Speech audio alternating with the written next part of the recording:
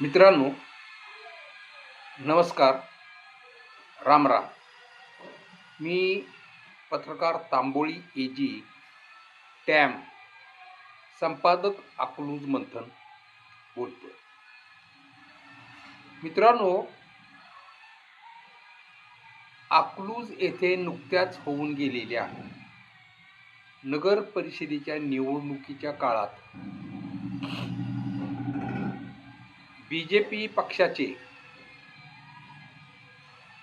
राम सातपुते आणि जयकुमार गोरे साहेब यांच्या भाषणाची ज्याप्रमाणे जबरदस्त चर्चा चालू होती, अजूनही आहे, किंबहुना त्यापेक्षाही जबरदस्त प्रकार लातूर भागात सध्या घडलेला दिसतंय. त्याचा आपल्या अकलूजशी काय संबंध आहे याचा जर विचार केला तर त्या संबंधी मला थोडंसं बोलावं लागेल. आता आमच्या काळात, आम्ही लहान असताना, मला चांगलं आठवते, विलासराव देशमुख साहेब हे महाराष्ट्राचे मुख्यमंत्री झाले पुढं होते त्या काळात. पण त्याच्याही आधीची मी गोष्ट सांगतोय. अकलूजला आमच्या इथं देशमुख वाडा म्हणून आहे बघा. देशमुख साहेबांचं जुनं इथं एक आमच्या बाजूच्या म्हणजे घराचे 2-4 घर सोडल्यानंतर तिथं त्यांचा मोठा वाडा आहे. आम्ही त्या भागातच राहतोय. त्यांची पाठीमागची गल्ली जी आहे, पलीकडची गल्ली देशमुख गल्ली आहे आणि आम्ही ज्या गल्लीत राहतोय ती माने गल्ली म्हणतात. म्हणजे ते हनुमान तालीम जवळ आहे. इथून अकलाई रस्ता हा सरळ असा इकडून जातो बाजूनी. आता हे याची आठवण कशी आहे, त्या काळात म्हणजे घरं वगैरे लोकसंख्या कमीच होती ना.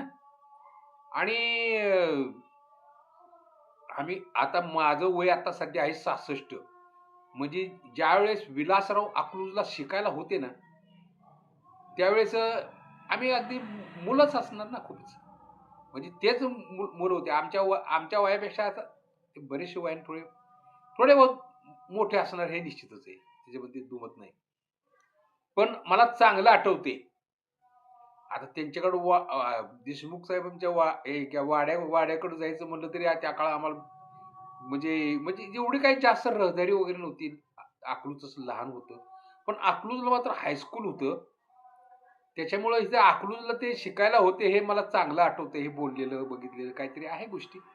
आमच्या इथे एक देशमुख घाट पण आहे, इथं आहे. या तुम्हाला दाखवतो किती मोठा घाट आहे, पाहतो, नदीवर बांधलेला. सांगण्याचा उद्देश असा की विलासराव देशमुखावर प्रेम करणार केवळ लातूरचे लोक आहेत हे बोलणं म्हणजे अगदी मजेशीर होईल. तर तुम्हाला आश्चर्य वाटेल, संपूर्ण महाराष्ट्रात विलास नावांना चाहणारा एखादा काँग्रेसचे पक्ष सोडलं तरी बाकीचे लोक सुद्धा खूप आहेत. काँग्रेसचे तर आहेतच आहेत. एखादा हिंदी पिक्चरचा किंवा मराठी पिक्चरचा हिरो सुद्धा दिसणार नाही. त्यापेक्षाही रुबाबदार व्यक्तिमत्व असलेले विलासराव, सर्वांच्या आणि सतत हसतमुख चेहरा आणि विचार असे की लोकांना जुळवून घेऊन लोकांच्या कल्याणासाठी प्रत्येक वेळी वेगवेगळे विषय मांडणारे असे ते नेते होते. त्यांना किती चाहतात हे काय कळणार आहे. BJPचे अध्यक्ष चव्हाण साहेब म्हणे काय बोलले तिथं, त्यांच्या आठवणी पुसायचं काम होणार आहे वगैरे वगैरे वगैरे. अरे मित्रांनो, हे म्हणजे अतिबालिशपणाचा खेळ झाला बरं का. आता तिथं परिणाम बघा. आता लातूर तर सगळं चेंज होत असतो, लक्षात ठेवा. भले ते कुठल्याही पक्षाचं असे ना, पण त्याचं मन म्हणेल अरे खरं लातूरचा विकास कुणामुळे झाला, कुणामुळे तिथं वेगवेगळ्या शिक्षण संस्था उभ्या राहिल्या, युनिव्हर्सिटीज आल्या आणि एक शिक्षणाचं हब तयार झालं. आणि अख्ख्या महाराष्ट्रातच नाही, केवळ भारतभर ते प्रसिद्ध झालं. आणि बरीचशी मुलं तिथं येऊन लातूरात शिकायला लागली, हॉस्टेल्स उभे राहिले. हा झाला एक भाग. आता दुसरा भाग.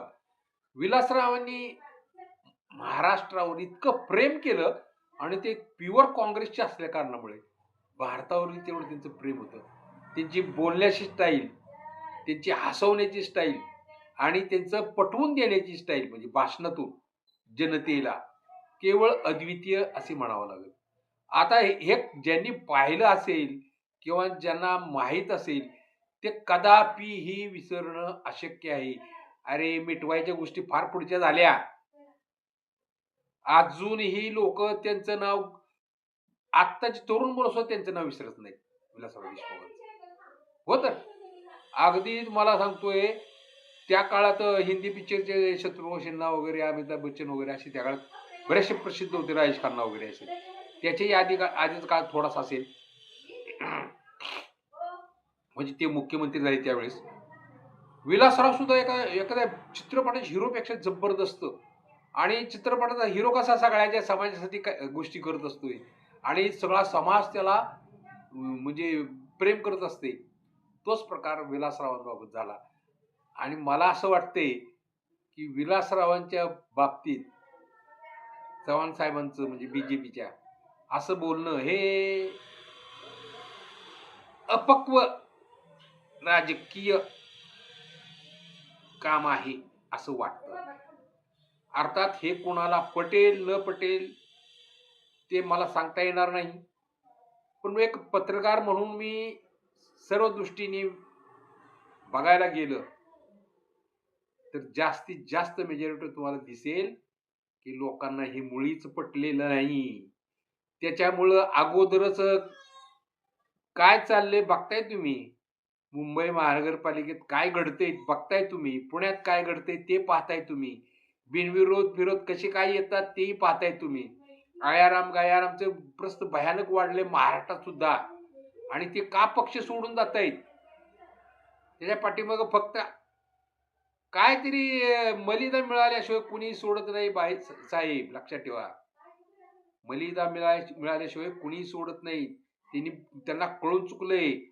खोकीच्या खोकी, पेट्याच्या पेट्या ही लोक पचवतायत वरचे नेते, तर मग आपल्याला काय, आपल्याला पण मिळावं लागेल. अशा लोकांना हेरूनच ती माणसं फोडली गेली आणि स्वतःच्या पक्षाची स्वतःची माणसं वाऱ्यावर सोडली.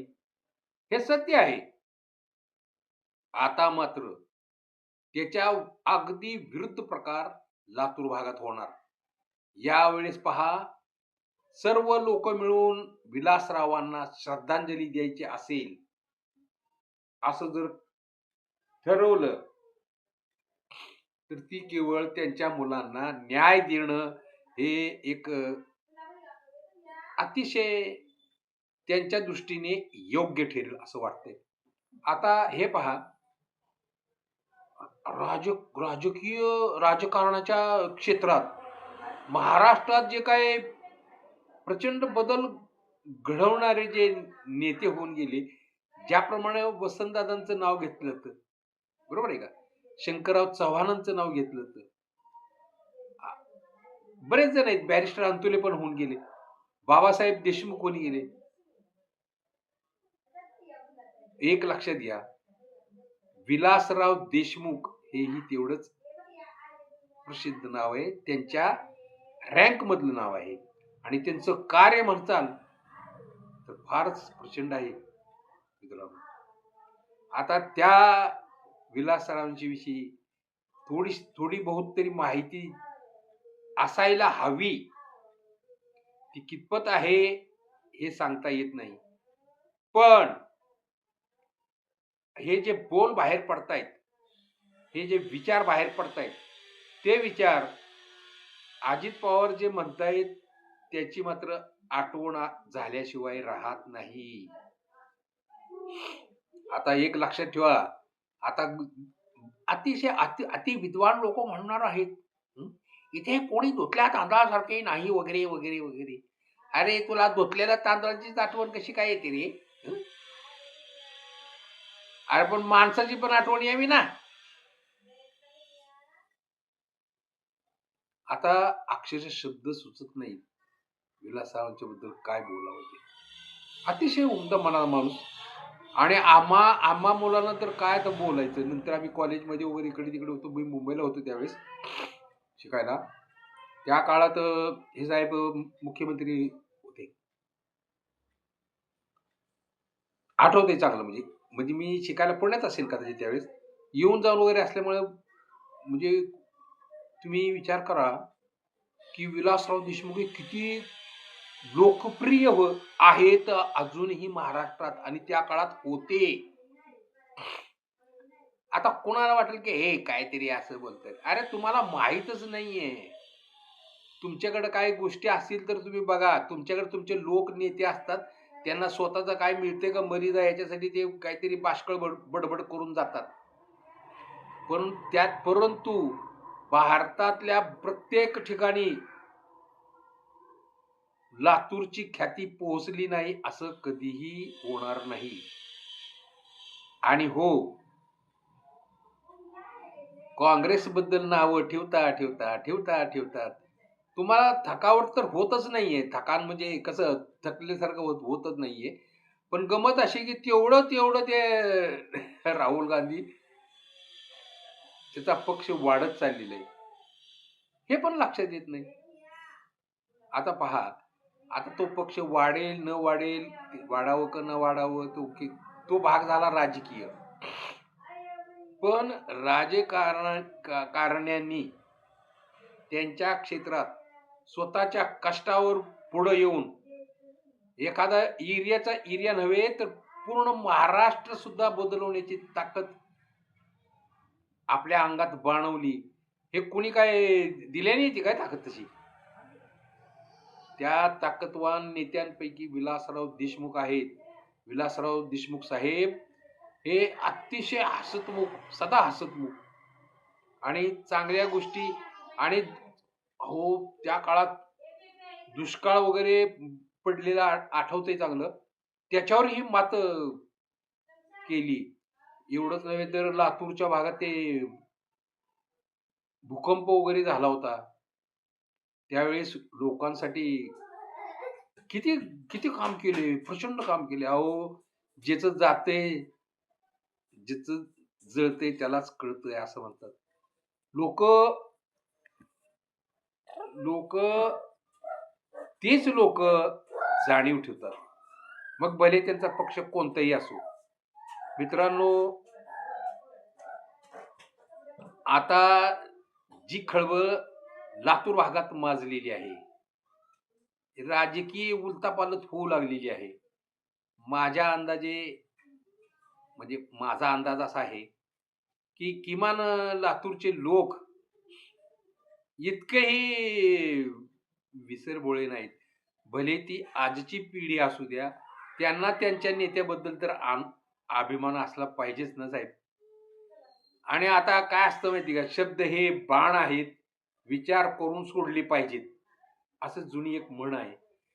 ते कुठलाही आगापिछा न बघता बोलत सुटणे केवळ. त्याचा परिणाम काय होतो, तर हा दुसरा परिणाम दिसतोय. सोलापूर जिल्ह्यात याच्या आधी रामभाऊ सातपुते किंवा गोरे साहेब यांच्या भाषणाची ज्याप्रमाणे चर्चा चालू आहे, अजूनही चालू आहे, तोच प्रकार सध्या लातूर भागात चव्हाण साहेबांनी, त्यांचे महाराष्ट्राचे राजकीय पक्षाचे अध्यक्ष बीजेपीचे, जे काही बोलून गेले, आता किती सारवासारव केली तर ते काय शक्य आहे का ते म्हणजे ते भरून काढायचं? असं म्हणजे या गोष्टीचं भान ठेवला पाहिजे असं आमच्यासारखा जर पत्रकार म्हणत असेल, वयस्कर तुमच्या भाषेत.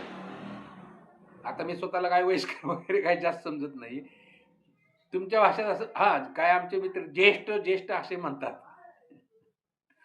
मग ज्येष्ठाचं काम पण आहे, कर्तव्य पण आहे, पार पाडलं पाहिजे का नाही? मित्रांनो, केवळ मुस्लिम समाजच प्रेम करतोय विलासरावावर हा एक विचार म्हणजे चुकीचा आहे.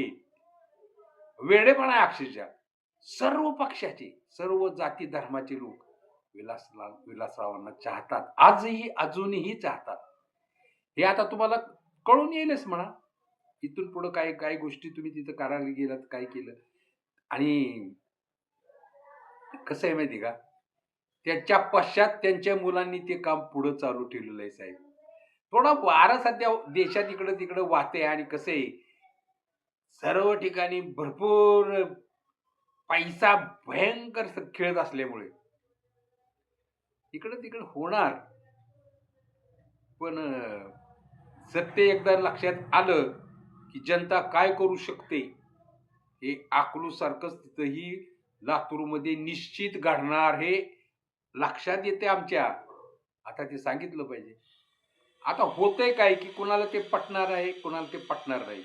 पटणार नाही म्हणून सांगायचं नाही, हा मूर्खपणा ठरेल.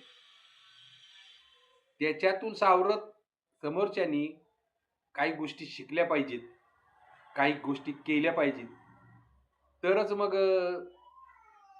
काहीतरी मार्ग निघू शकेल. अन्यथा बघा आता सध्या काय चाललंय तिथे, विलासराव अमर रहे. हं? विलासरावांच्या आठवणी उफाळून आल्या. अहो, त्यांचं आवाज भाषणं त्या काळात त्यांनी केलेली आहे.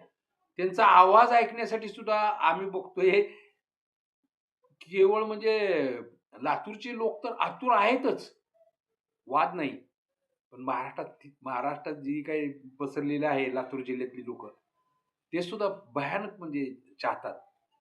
आणि त्यांना जर चांगली श्रद्धांजली द्यायची असेल, तर मग अशा काही गोष्टी आमच्याकडून होतात, झालेल्या आहेत. ते देवांनी जरा थोडंसं आमच्या बोलण्याचं काय आहे, ते समजून घ्यावं आणि विलासराव देशमुखांच्या कार्याला नमन करून आम्ही सांगतोय, की विलासरावांच्या कार्याबद्दल बिलकुल कोणी बोलू नये.